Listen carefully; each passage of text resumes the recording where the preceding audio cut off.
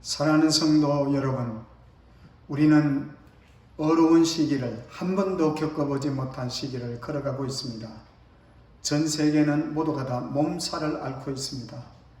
우리나라도 속히 이 코로나가 종식되어 함께 예배드리고 마음껏 하나님을 찬양할 수 있는 시기가 되기를 속히 오기를 기대합니다.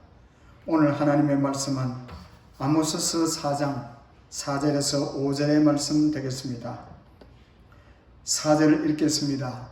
너희는 베델에 가서 범죄하며 길갈에 가서 죄를 더하며 아침마다 너희 희생을 3일마다 너희 11조를 드리며 누룩 넣은 것을 불살라 수은제로 드리며 낙헌 죄를 소리내어 선포하려무나 이스라엘 자손들아, 이것이 너희가 기뻐하는 바니라. 주 여호와의 말씀이니라. 사랑하는 성도 여러분, 영국의 시인이자 소설가였던 스티븐슨이 쓴 소설 중에 지킬 박사와 하이드라는 책이 있습니다. 그 소설은 인간이 잠재적으로 지니고 있는 선악의 모순된 이중성을 그린 작품입니다. 오늘 우리는 이스라엘 종교적 중심지였던 베델과 길갈에서의 그릇된 예배를 역설적으로 반박하는 말씀이기도 합니다. 오늘 본문의 베델과 길갈은 이스라엘 백성들의 신앙의 전통과 그리고 그들의 장소였으며 하나님과 이스라엘 백성들 간의 영적 관계를 보여주는 장소입니다. 베델은 야곱이 돌기둥을 세워 하나님과 약속했던 동시에 세겜을 떠나 단을 쌓고 회개했던 장소입니다. 그래서 오늘은 우리의 예배를 돌아보는 시간이 되기를 원합니다. 이스라엘은 그 어려움이 있을 때마다 하나님께서 베델로 올라가서 예배 드리라고 한 장소이기도 합니다. 길갈은 여호수아의 인도하에 이스라엘 백성들이 가나안에 입성해서 처음으로 할례와 유월절 의식을 행한 곳입니다. 그런데 바로 이러한 장소들이 우상 숭배의 중심지가 되었으므로 하나님의 심판을 면할 수 없게 되었습니다. 당시의 사회가 가장 연약한 이웃을 희생시켜서라도 자신의 부와 향락을 추구하는 극단적인 이기주의에 빠졌음을 단적으로 보여주고 있습니다. 아모스는 현재 이스라엘의 극도의 향락과 사치를 마음껏 즐길 수 있을 만큼 부를 소유했다고 했습니다. 하나님은 이러한 징벌이 올 때에 모든 것을 잃어버리게 된다고 경고하셨습니다. 이스라엘 백성들이 그릇된 종교적 열심은 신앙의 본질을 왜곡시키게 되었습니다. 이스라엘 백성들은 외적인 종교적 행위인 형식과 외식의 예배를 율법의 요구보다 위에 두었습니다. 그러므로 오늘날 인간의 이중인격이면 우리는 곧잘 이 소설의 제목을 떠올리곤 합니다. 하나님의 구약 선민 이스라엘이 하나님 앞에서 이와 유사한 이중적 행동을 보임으로 책망받은 기사가 나옵니다. 이스라엘 백성들은 하나님을 진실되게 예배하지 않고 거짓된 예배의 한 잘못을 지적하고 있는 내용이기도 합니다. 그런데 그와 같은 잘못은 오늘날 우리들도 범할 수 있는 잘못입니다. 그러면 저들이 드린 예배가 어떠한 예배였기에 책망받았는지 살펴보려고 합니다. 그래서 하나님은 우리의 전 삶을 주관하고 계시는 하나님을 섬기는 우리들은 마땅한 경배의 자세가 어떠해야 함을 점검해 보기를 원합니다. 하나님은 어떤 예배를 기뻐하시는지 또 기뻐하지 않는 예배인지 살펴보겠습니다. 첫째, 형식적인 예배는 기뻐하지 않습니다. 본문 4절을 같이 읽겠습니다. 너희는 베델에 가서 범죄하며 길갈에 가서 죄를 더하며 아침마다 너희 희생을 3일마다 너희 11조를 드리며 라고 하셨습니다. 구약시대 이스라엘 백성들은 일주일에 하루 안식일을 거룩하게 구별하여 지키는 것 외에도 하나님께 제단을 쌓고 제사를 드렸습니다. 민수기 28장 3절에 보면 또 그들에게 이르라 너희가 여호와께 드릴 화제는 이러하니 1년 되고 흠없는 수양을 매일 2마리씩 상번제로 드리되라고 하셨습니다. 예배는 하나님께서 그들로 하여금 날마다 하나님과 정상적인 관계를 유지하며 늘 하나님께 헌신하는 삶을 주지시키는 조치였습니다. 근데 이스라엘 백성들은 점차 예배의 근본 정신은 잊어버리고 그만 그들이 습관적으로 드리는 형식적 제사로 전락해버리고 말았습니다. 하나님께서는 이스라엘의 형식적이고 진실되지 못한 예배를 물리치셨습니다. 이것은 하나님께서 결코 무엇이 부족해서 인간의 공개를 받으려는 것이 아니기 때문입니다. 그러면 오늘날 우리가 코로나19 때문에 비대면 예배로 가는 것에 대해서 생각해 보아야 합니다. 하나님을 예배하는 자세는 나를 구원해 주신 하나님의 은혜에 감격하며 감사하는 마음으로 들어야 합니다. 그러나 우리는 그러한 마음들이 쇠락해 버리고 그냥 날이 새면 일어나고 날이 지면 자리에 눕듯이 주일이 되면 그냥 교회에 나와 예배한다는 것입니다. 별 의미 없이 와서 예배당으로 나가서 자리를 채워 앉고 예배 드렸다는 만족으로 집으로 돌아가는 것입니다.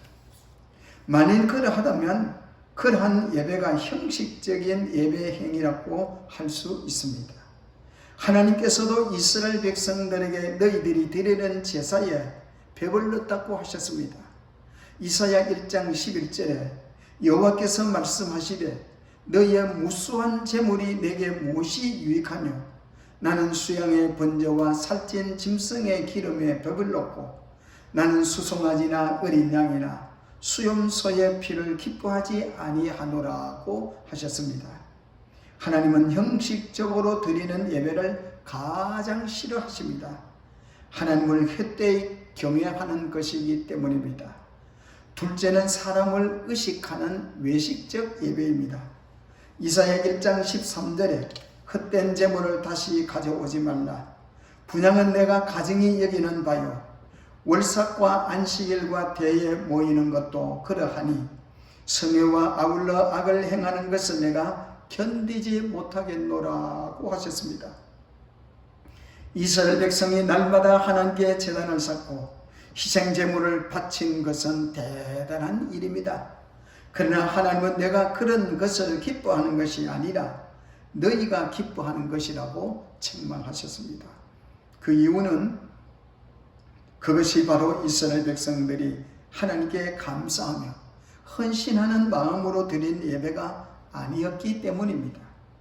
제물은 정성을 다해서 그리고 마음을 다해서 하나님께 최고의 제물로 드리는 것입니다.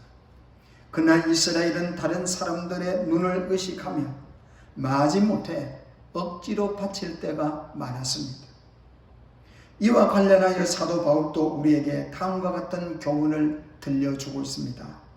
고린도 후서 9장 7절에 각각 그 마음에 정한 대로 할 것이요 인색함으로나 억지로 하지 말지니 하나님은 즐겨내는 자를 사랑하시느니라고 하셨습니다. 근데 이러한 연보의 정신이 연보에만 국한된 것이 아닙니다.